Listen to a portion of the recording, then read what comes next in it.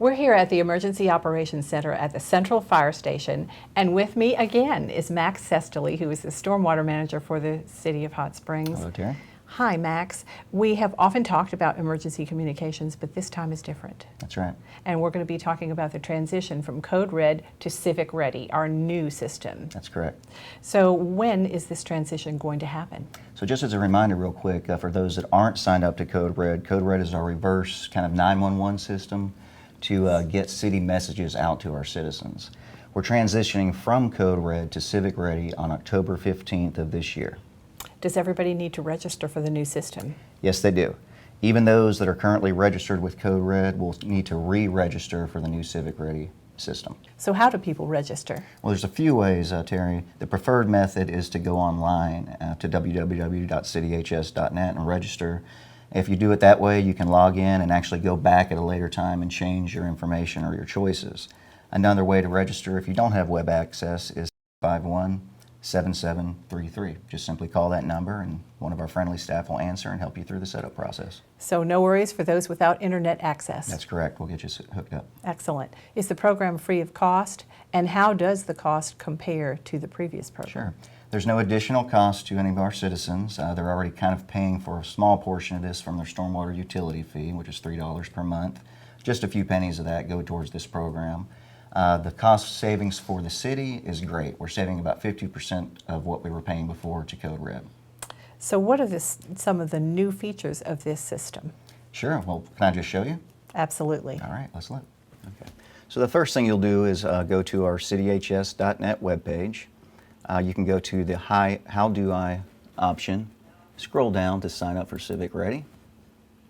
And this first thing you'll see is a page just kind of explaining our transition and the fact that we will be transitioning on October 15th of this year. Then simply click this button here, sign up for alerts. If you do have an email, you'll enter your email.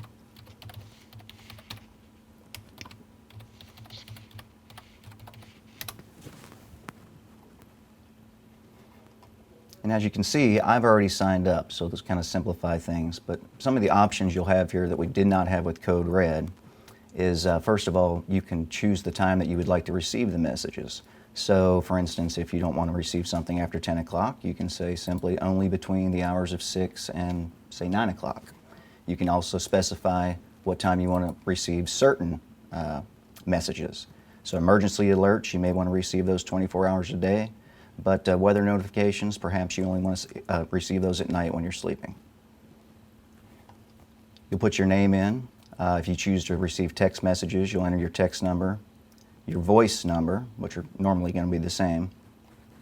And then finally, the most important part, I think, for most of our subscribers will be the weather alerts. So you would like to add an address in order to receive weather alerts. So I'll just do that real quick here.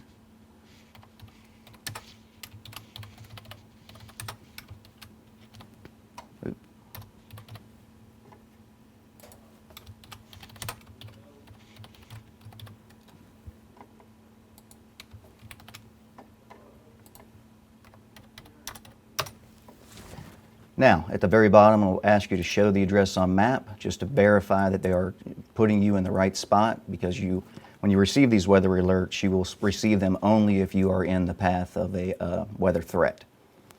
Submit address. All right, so now we've signed our address up. We will receive the weather alerts, and now you choose what type of weather alert and type of messaging you want to get for those alerts. You can get clear alerts. That means if we announce a clear that there wasn't a threat going on, we'll put another alert out there that says everything's safe. Low alerts, moderate alerts, and high alerts. Obviously, I recommend that everybody chooses the higher alerts. Then you can choose voice, email, or text for any of those messages. Also, we've customized this a little bit. We do a lot of trash collection delays and water event emergency delays. So we've given you the option whether you want to receive those or not, plus school closings we've put in there.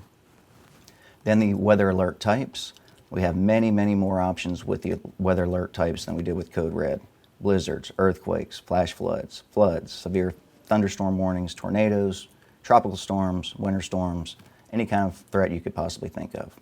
Also, some activity from disease control centers, Department of State, and the World Health Organization.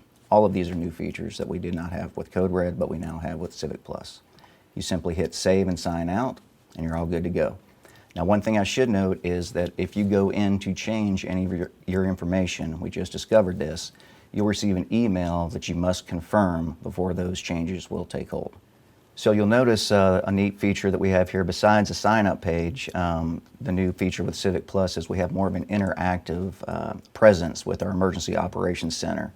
So this web page that you'll go to where you go to sign up, you'll also see emergency preparedness information, how to make a plan, how to build an emergency kit, automated alerts, shelters. If there is an emergency, you'll see all of the real-time information displayed over here underneath the EOC insignia.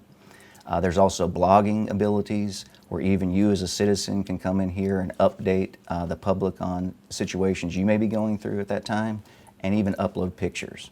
So very interactive, very neat feature of CivicReady. Thank you, Max, for showing us how easy it is to register for the new system. No problem, thank you, and I encourage everybody to register. And remember that date of October 15th. That's the date that we transition to CivicReady. Next week, we'll bring you more city news.